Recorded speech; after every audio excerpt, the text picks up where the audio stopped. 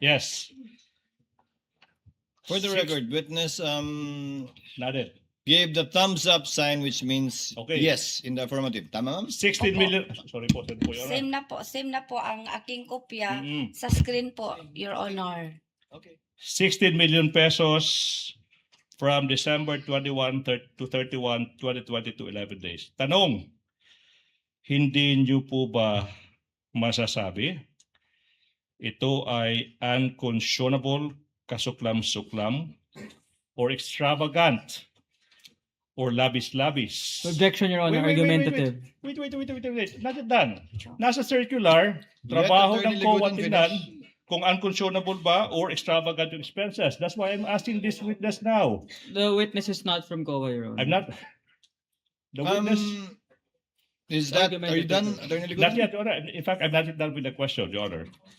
Hindi po ba kasuklam-suklam, labis-labis in English, unconscionable and extravagant, as mentioned in the circular, for the office of the Vice President to spend 16 million pesos in 11 days or a total of 1.4 million pesos. Hindi nga per month per day. Now, counsel, Attorney Linden, what Same is your objection, objection? Your Honor, with the addition that it's also compound, Your Honor. What was the first objection, counsel? It's argumentative, Your Honor. I will have to overrule it, counsel. Kindly answer the question, ma'am, just with one variation. Unconscionable is not kasuklam-suklam.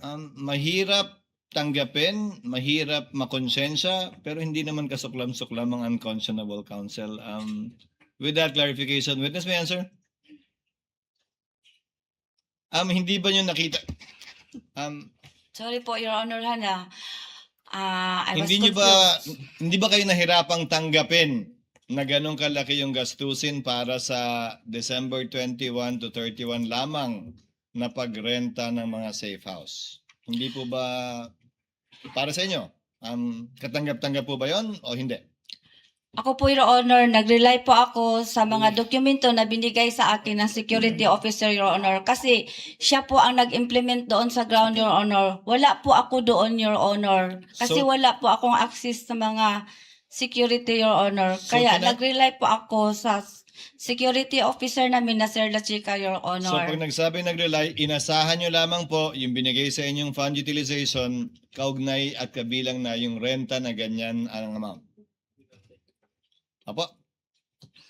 Opo, Umasa Your lang kayo Honor. sa binigay sa inyong report na 16 million yung renta ng iba't ibang safe house sa loob ng 21 to 31 December.